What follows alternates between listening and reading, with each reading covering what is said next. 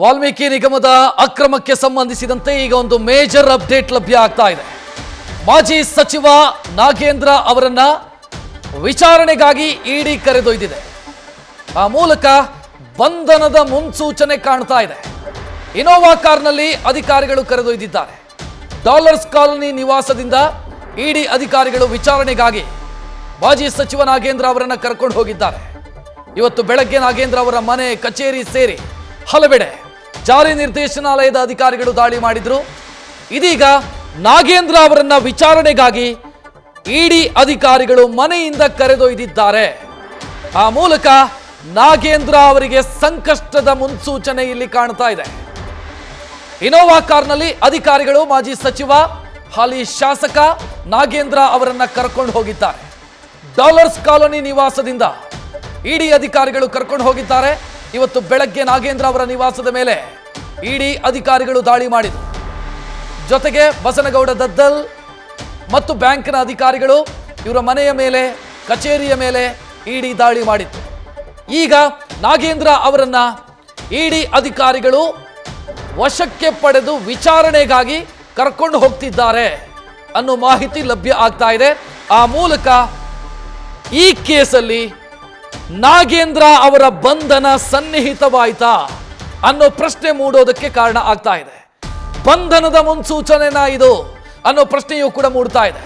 3 ದಿನದ ಹಿಂದೆ ECIR ದಾಖಲಾಗಿತ್ತು. ಎನ್ಫೋರ್ಸ್ಮೆಂಟ್ ಕೇಸ್ ದಾಖಲು ಮಾಡಿಕೊಳ್ಳಲಾಗಿತ್ತು. ನಾಗೇಂದ್ರ ಅವರ ವ್ಯಾಪ್ತಿಯೊಳಗೆ ಬರ್ತಾ ಇದ್ದಂತ ಆಗ ವಾಲ್ಮೀಕಿ ನಿಗಮ ಏನಿದೆ ಅದರಲ್ಲಿ ನಡೆದಂತ ಅಕ್ರಮಗಳಿಗೆ ಸಂಬಂಧಿಸಿದಂತೆ ಸದ್ಯ ನಾಗೇಂದ್ರ ಅವರನ್ನ ವಶಕ್ಕೆ ಪಡೆದು ಹೆಚ್ಚಿನ ವಿಚಾರಣೆಗಾಗಿ ಇಡಿ ಅಧಿಕಾರಿಗಳು ಕರೆದೊಯ್ದಿದ್ದಾರೆ. ಇದು ಬಂಧನದ ಮುನ್ಸೂಚನೆಯ ರೀತಿಯಲ್ಲಿ ಕಾಣ್ತಾ ಇದೆ. ಆ ಮೂಲಕ ಈ ಇಡೀ ಕೇಸಿನ ತನಿಖೆಯ ವ್ಯಾಪ್ತಿ ಹಿರಿದಾದಂತೆ ಕಾಣಿಸ್ತಾ ಇದೆ ಮತ್ತು ತನಿಖೆ ಇನ್ನಷ್ಟು ಜನರಿಗೆ ಕಾಡುವಂತ ಸಾಧ್ಯತೆಗಳು ಕೂಡ ಕಾಣಿಸ್ತಾ ಇದೆ. ಇಡಿ ಎಂಟ್ರಿ ಆಯಿತು ಅಂತಾನೆ, ಎಂಟ್ರಿ ಆಯಿತು ಅಂತಂದ್ರೆ ಸಾಮಾನ್ಯವಾಗಿ ಆ ಕೇಸಲ್ಲಿ ಶನಿ ಹೆಗಲೇರ್ತು ಅಂತ ಲೆಕ್ಕ. ಒಮ್ಮೆ ಇಡಿ ಎಂಟ್ರಿ ಆಯಿತು ಒಂದು ಕೇಸ್ನಲ್ಲಿ ಅಂತಂದ್ರೆ ಬೇಗ ಬಿಡೋದಿಲ್ಲ. ಸಂಪೂರ್ಣವಾಗಿ ತನಿಖೆ ಎಂಟೈರ್ ಡಿಫರೆಂಟ್ ಆಗಿರುತ್ತೆ. ಈ SIT ಮಾಡ್ತಾ ಇರುವಂತ ತನಿಖೆಗೂ ಇಡಿ ಮಾಡ್ತಾ ಇರುವಂತ ತನಿಖೆಗೂ ಅಜಗಜಾಂತರ ಇದೆ. ಸದ್ಯ ಇಡಿ ಎಂಟ್ರಿ ಆಗಿದೆ. CBI ತನಿಖೆಯನ್ನು ಮತ್ತೊಂದು ಕಡೆಯಲ್ಲಿ ಮಾಡ್ತಾ ಇದೆ. ಇದೆಲ್ಲವೂ ಕೂಡ ಬಿ ನಾಗೇಂದ್ರ ಸೇರಿ ಹಲವರಿಗೆ ನಡುಕ ಸೃಷ್ಟಿಸುವಂತ ಸಾಧ್ಯತೆಗಳು ಕಾಣ್ತಾ ಇದೆ.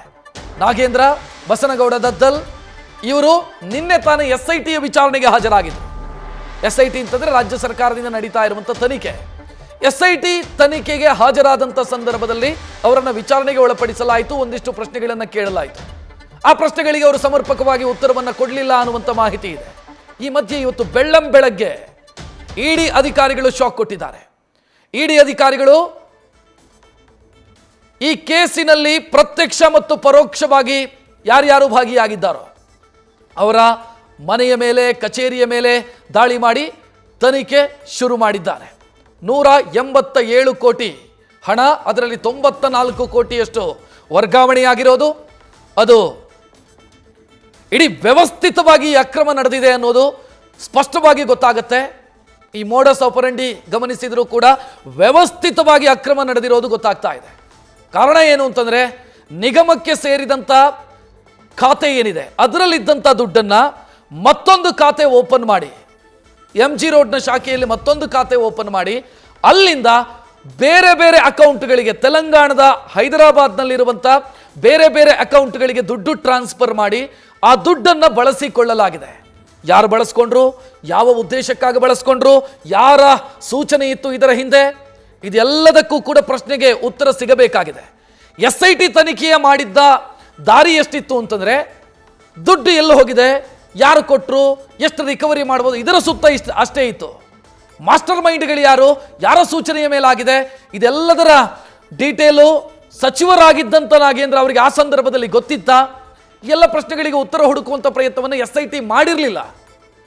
SIT ಮಾಡಿರಲಿಲ್ವೋ, ಮಾಡಬೇಡಿ ಎನ್ನುವಂಥ ಸೂಚನೆ ಇತ್ತೋ ಗೊತ್ತಿಲ್ಲ. ಒಟ್ಟಲ್ಲಿ SIT ತನಿಖೆಯ ಬಗ್ಗೆ ಅನೇಕ ಅನುಮಾನಗಳು ಸೃಷ್ಟಿಯಾಗಿದ್ವು. ಕಾರಣ ಇದೆ, ಇಡೀ ಕೇಸ್ನಲ್ಲಿ ನಾಗೇಂದ್ರ ಅವರ ಪಾತ್ರದ ಬಗ್ಗೆ ಡೆತ್ ನೋಟ್ನಲ್ಲೇ ಉಲ್ಲೇಖ ಇದೆ. ಆ ಅಧಿಕಾರಿ ಏನೋ ಆತ್ಮಹತ್ಯೆಗೆ ಶರಣಾದರು, ಅವರ ಡೆತ್ ನೋಟ್ನಲ್ಲಿ ಉಲ್ಲೇಖ ಇದೆ. ಆದರೆ ನಾಗೇಂದ್ರ ಅವರನ್ನು ನಿನ್ನೆವರೆಗೂ ಕೂಡ ವಿಚಾರಣೆ ಕರೀಲಿಲ್ಲ. ನಾಗೇಂದ್ರ ಅವರ ಮನೆಯ ಮೇಲೆ ರೇಡೂ ಆಗಲಿಲ್ಲ. ತನಿಖೆ ನಾಗೇಂದ್ರ ಅವರ ಹತ್ರನೂ ಹೋಗಿಲ್ಲ. ನಿಗಮದ ಅಧ್ಯಕ್ಷ ದದ್ದಲ್ ಅವರ ಮನೆಯ ಬಳಿಗೂ ಹೋಗಿಲ್ಲ SIT. ನಿನ್ನೆ ಇಡಿ ECIR ದಾಖಲು ಮಾಡ್ತು ಅನ್ನೋದು ವಿಚಾರ ಗೊತ್ತಾದ ನಂತರ ಇಲ್ಲಿ SIT ಅವರು ಇವರನ್ನು ಕರೀತಾರೆ ವಿಚಾರಣೆಗೆ. ಸೊ ಇದು ಅನುಮಾನಕ್ಕೆ ಕಾರಣ ಆಗಿತ್ತು. ವಿಪಕ್ಷ BJP ಮತ್ತು ಜಾತ್ಯತೀತ ಜನತಾದಳದ ನಾಯಕರು ಕೂಡ ಇದೇ ಪ್ರಶ್ನೆಯನ್ನು ರೈಸ್ ಮಾಡ್ತಾ ಇದ್ರು. ನೀವು SIT ತನಿಖೆ ಮಾಡ್ತಾ ಇರೋದು ಅದು ತನಿಖೆನ ರಕ್ಷಣೆನಾ ಅನ್ನುವಂಥ ಪ್ರಶ್ನೆಯನ್ನು ಕೇಳಿದ್ರು. ಇನ್ವೆಸ್ಟಿಗೇಷನ್ ಬೇರೆ, ಯಾರನ್ನೋ ರಕ್ಷಣೆ ಮಾಡೋದು ಬೇರೆ.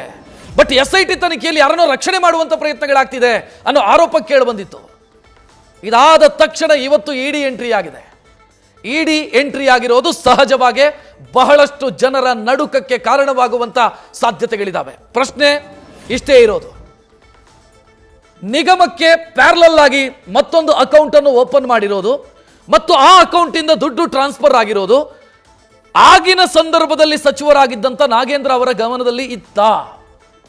ನಾಗೇಂದ್ರ ಅವರ ಗಮನಕ್ಕೆ ಬಂದರೂ ಕೂಡ ಅವರು ಅದರ ಬಗ್ಗೆ ಕ್ರಮ ಕೈಗೊಳ್ಳಿಲ್ವಾ? ಕ್ರಮ ಕೈಗೊಳ್ಳದೇ ಇದ್ರೆ ಯಾವ ಕಾರಣಕ್ಕಾಗಿ ಕ್ರಮ ಕೈಗೊಳ್ಳಿರಲಿಲ್ಲ? ಕ್ರಮ ಕೈಗೊಳ್ಳದೇ ಇರೋದಕ್ಕೆ ಫಲಾನುಭವಿ ತಾನಾಗಿರೋದು ಕಾರಣನಾ? ಇದೆಲ್ಲ ಪ್ರಶ್ನೆಗಳು.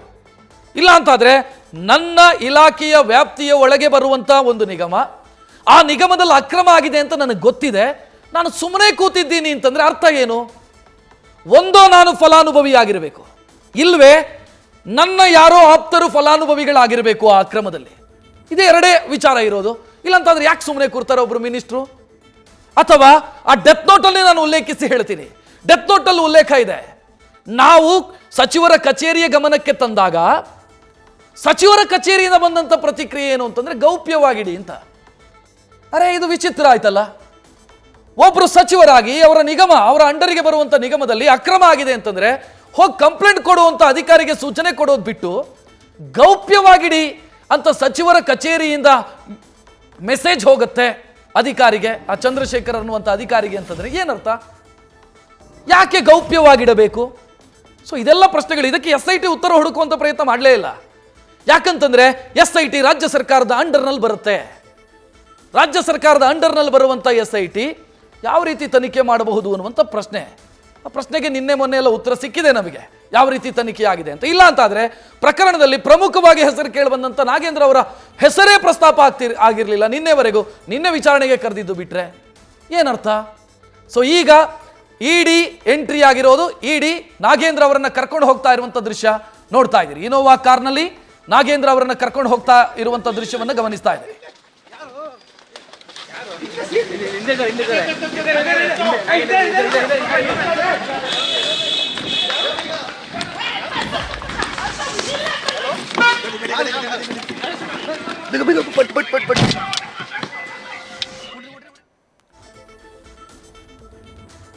ಇಡಿ ಅಧಿಕಾರಿಗಳು ಮಾಜಿ ಸಚಿವ ನಾಗೇಂದ್ರ ಅವರನ್ನ ವಶಕ್ಕೆ ಪಡೆದು ಸದ್ಯ ಅವರನ್ನ ವಿಚಾರಣೆಗೋಸ್ಕರ ಕಚೇರಿಗೆ ಕರ್ಕೊಂಡು ಹೋಗ್ತಾ ಇದ್ದಾರೆ.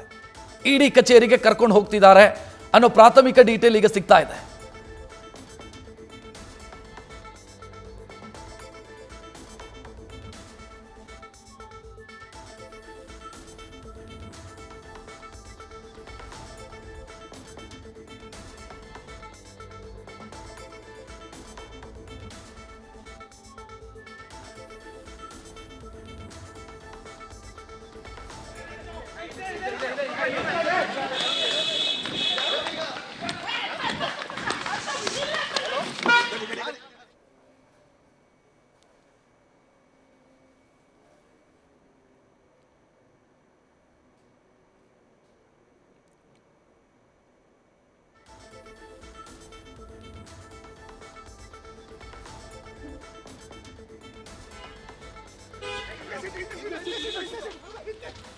ಸದ್ಯ ದೃಶ್ಯದಲ್ಲಿ ಗಮನಿಸ್ತಾ ಇದ್ದೀರಿ, ಇಡಿ ಅಧಿಕಾರಿಗಳು ಇವತ್ತು ಅವರ ಮನೆ ಮೇಲೆ ದಾಳಿ ಮಾಡಿದರು. ದಾಳಿ ಮಾಡುವ ಸಂದರ್ಭದಲ್ಲಿ ನಾಗೇಂದ್ರ ಅವರ ಉಪಸ್ಥಿತಿ ಇತ್ತು.